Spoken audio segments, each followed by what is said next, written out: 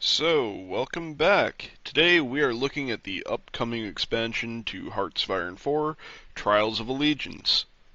So, there is a pretty cool trailer that they dropped for this. It's really well animated.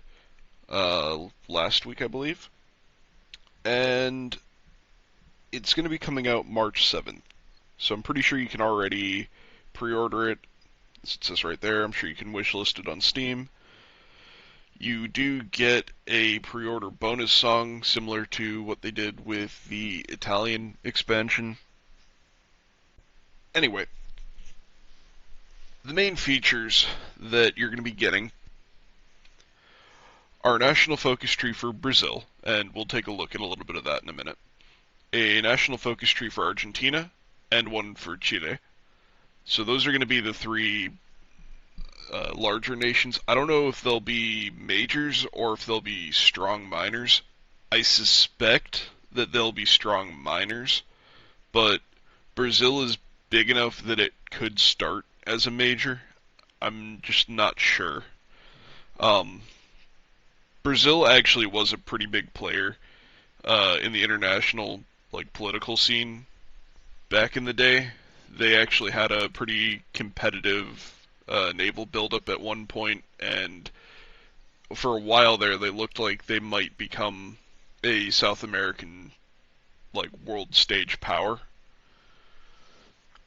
Anyway, in addition to that, Paraguay and Uruguay are getting minor content, and there will be several releasable nations. There's going to be new 3D unit sprites for the Brazilian army and 2D ones for national focus trees and units. There's 6 new songs, 2 for each of the major nations in the pack, and there's new voiceovers. Let's see. And there's some screenshots. Different parts of the focus trees, different vehicles, so on and so forth. So we'll take a look at the bits that they've released for the Brazil tree in a moment, but I want to talk about my concerns with this. HOI4 is a fantastic game, and I love playing it. My friends and I usually play it pretty heavily modded, but even the base vanilla game is really fun. The thing is, though, for one of these expansions for HOI to be successful, it needs to really contribute something fundamental to the game that all nations can benefit from. And the main reason for that is that if you look at a breakdown of what nations people play in the game, most people play Germany, and if they're not playing Germany, then they play one of the majors, like one of the really big majors, like America, or Britain, or the Soviet Union. Most people don't put a whole lot of time into minors. I really enjoy them, but even in the multiplayer games that I play with my friends, usually somebody has to play a minor. And that's even if we're playing like Road to 56 where you've got extra time. And that's because if you want to actually have a significant impact on the game, usually you have to play a major or a strong minor. And to be fair, not everybody that I play with is like the best at the game. So it helps to have somebody in our group playing a major just to bail out the others if somebody does something foolish, which with the random nature of how our HOI games go, sometimes that can be an issue. It really just depends. But I think that there are some pretty glaring issues in HOI that need to be updated in the base game of HOI. What I think I would have liked to have seen is future expansions, including this one and including the previous one before this, to follow the same format as No Step Back. I think No Step Back is like the gold standard. It was the perfect update. And what No Step Back did is it did a fundamental rework of the Soviet Union, and then it also added in trees for like Latvia, Lithuania, and Estonia, and I think Poland. And then in addition to that, it brought the updated supply mechanics, and it brought the railway guns, and I think that's also when they brought in the tank designer. But anyway, it was loaded with content. But going forward, I think they seriously need to consider putting in a rework of a major in every update going forward, and then including whatever minors they want to add, like this. And then it also needs to have one major feature that affects everybody. So in the previous one that came out, it was the military industrial complexes, which they're neat, but at the end of the day, I don't think that they're as impactful, which isn't necessarily a bad thing. It's still a cool feature. But, like, No Step Back, for example, overhauled the supply system, and that was huge. And it completely redid the Soviet Union, and that was huge. And to be entirely honest, I think that the United States really needs an overhaul. I think their tree's extremely dated, and it really shows.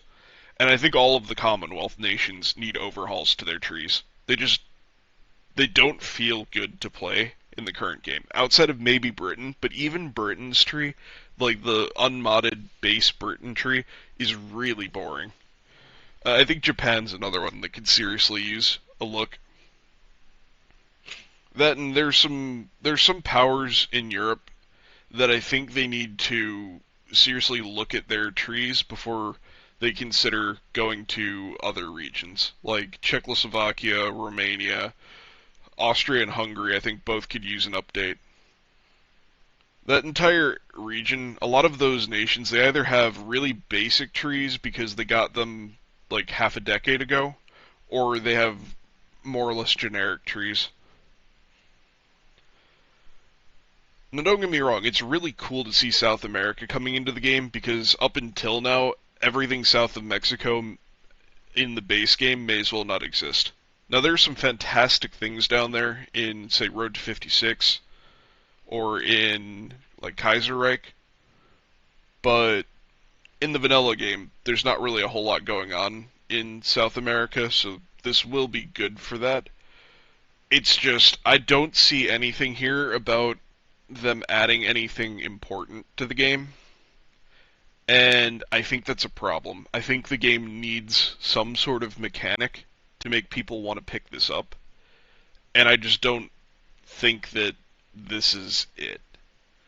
So, for example, if they did an overhaul to how naval is constructed, right now you can assign up to like 5 dockyards. I think it's 10 on some things like subs and convoy ships. I think you can do like 15 on convoys or something like that.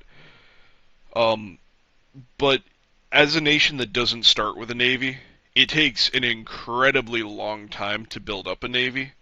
And if you're only playing the game historically, it's irrelevant. But HOI is not a game that is pigeonholed into only playing historically.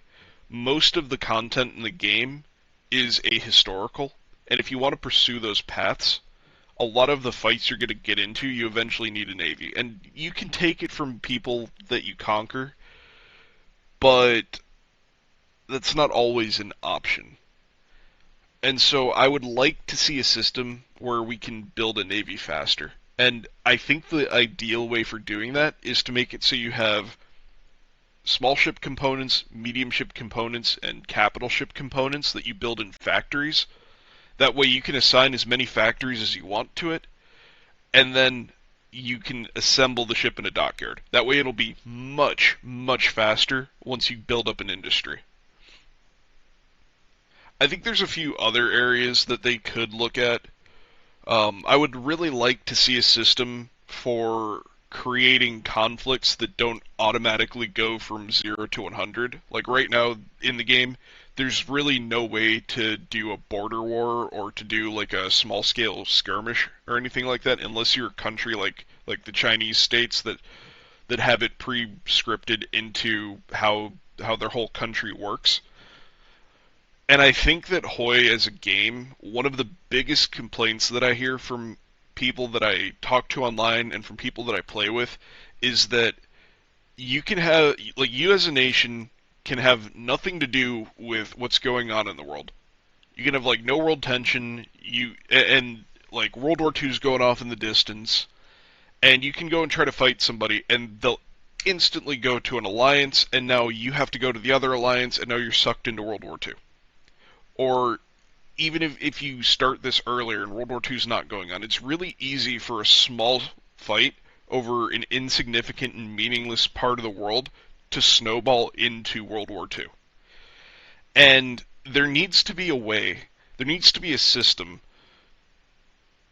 kind of like what they have in Victoria, where you can create diplomatic incidents, and they're not automatically wars. Like, you need to be able to start a war that's, like, limited in scope, so just a little bit of territory, not an entire nation. Maybe you escalate it to be a region, like, maybe you have a border skirmish where you can take, like, 2 or 3 tiles deep into the other country. Maybe you can escalate it to a regional conflict, and then there's a step above that where alliances can be brought in. But as it stands right now, there's no good way for like 2 small nations to fight each other, or for one bigger nation to fight its neighboring nation without just going 0 to 100. And I think the game would be more fun and would play better if there was something in between total world peace and total world war. And right now we don't really have that. Like, with some of the mods that we play with, we kind of can accomplish that with ideological locks on joining factions, but even that's not perfect. But anyway, that's my point being, there needs to be some sort of comprehensive system that affects everybody in the game that gets brought in, because if all they do is bring in a country pack in this day and age just isn't enough. Like, let me look at the pre-order. So the pre-order's $15 to $20, right? The 15, yeah. You could spend $15 on getting this, and I'm sure it's going to be really well made, and I'm sure it's going to be awesome because Paradox generally comes out with fantastic content. But the problem is, if all I want are national focus trees for minor nations that rarely get played, I can just go play Road to 56, or I can go and play Kaiser, or I can go and play any of the other mods that introduces a focus tree for a backwater nation. And that's the thing. There are lots of backwater nations that I like to play. The problem is, I don't necessarily think that it's worth putting out and buying an entire DLC just to get a handful of nations that I'm probably going to play like 4 or 5 times over the course of the next 3 years. Like, I've probably played Italy 4 or 5 times since they came out. I've probably played Ethiopia once.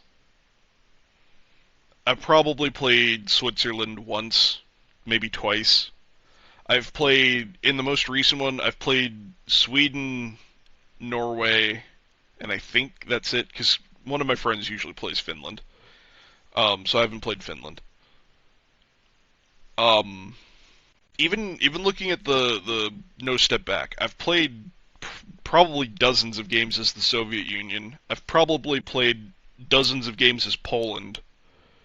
But the other Baltic states, I can probably count on 1 or 2 hands how many games I've played as all 3 of them combined. But that's my point. As much as I like minor nations, it's really difficult to want to play minor nations all the time, because for most matches, unless you cheese something, you're going to be relegated to being a second-tier nation, because there's no system in place for you to like rapidly industrialize or ramp up as a minor to make them more powerful. So, I don't know. I'm probably going to pick this up when it comes out because it's a HOI pack, and I usually host HOI games, and I do want to play as Brazil. That being said, I think a lot of people aren't going to really care for this expansion, just because it doesn't seem like it, at least right now, and maybe they'll announce something in the future, but as of right now, it doesn't seem like there's anything major and transformative coming to the game. But with that, let's look at the Brazilian tree. So, they did talk about how there's going to be some historical parts, and there's going to be some ahistorical parts, and I wish I could zoom in on that further, but I can't.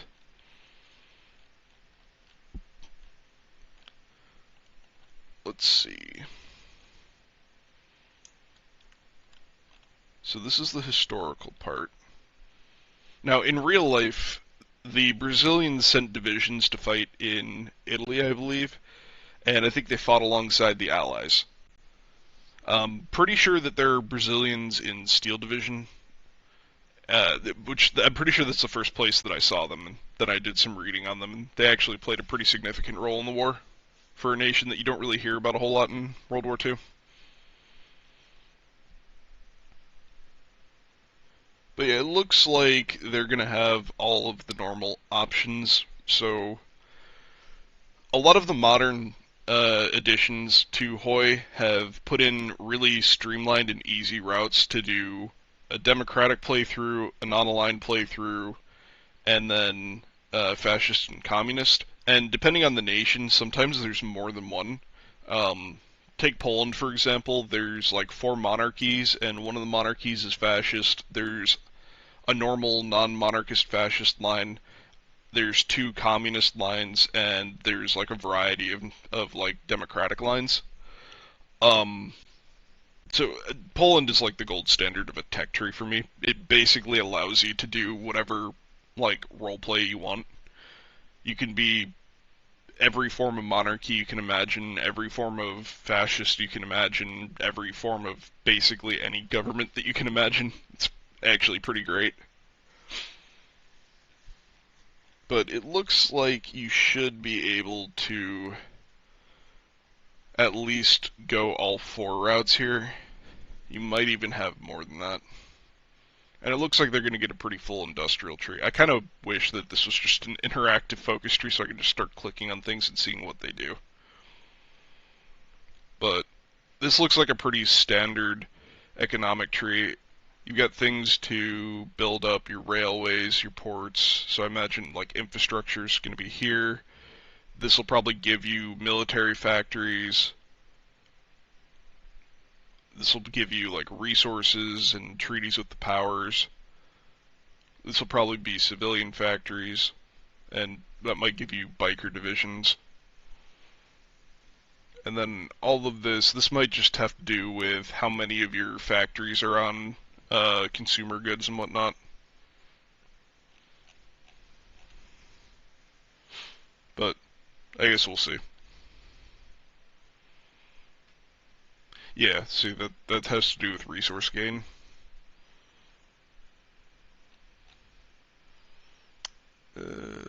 Okay, max factories and state available resources. That's pretty good.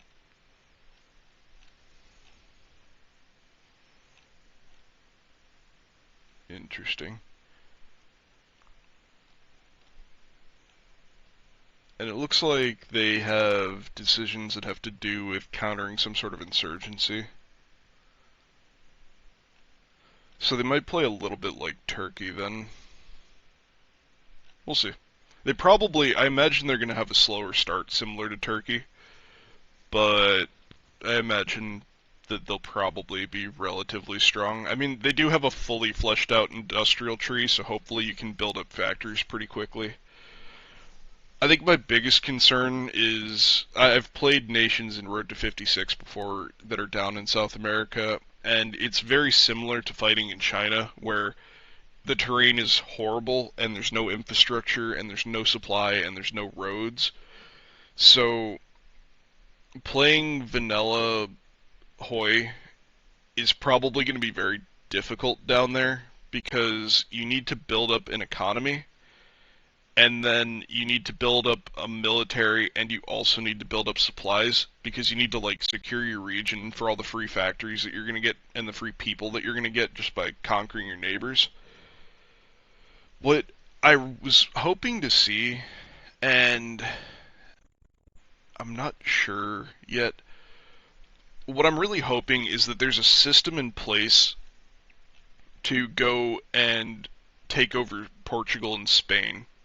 And I don't know if it'll be a monarchist route. Like, I'm really curious to see. Right now, Portugal has an option to reunite with Brazil and form a monarchy. I want to see if there's going to be a reverse version of the same thing playing as Brazil, but also I want to see if there's like split offs, like almost like revenge focuses, where you go back and like oppress the former oppressors, that sort of thing, where you go after Spain and Portugal and whatnot. We'll we'll see. Like that's more of like a communist line kind of thing, but I imagine that, or like a fascist line, both of those could have something like that, where they want to go back and take revenge on the people that put them down. But I'm kind of hoping to see stuff like that. Let's see, this looks like their army line, this is their naval line. I imagine their naval line's going to actually be pretty good, since Brazil was actually trying to build up a navy. And actually their airline looks pretty significant as well. Certainly a wide focus tree. That's really about all I've got for you today. The new sprites look pretty good. Um, if you're a HOI player, let me know. Are you excited? Which nation are you going to play first? It should be pretty easy for me to get into playing Brazil because one of the guys I play with, Stubbs, notoriously always plays America. So I should be able to piggyback off of his economy and have a pretty good first game. But knowing that, I might think about playing Argentina or Chile. I think they'd both be pretty interesting, but, we'll see. As per usual, get out there, kick ass, take names, and win your games.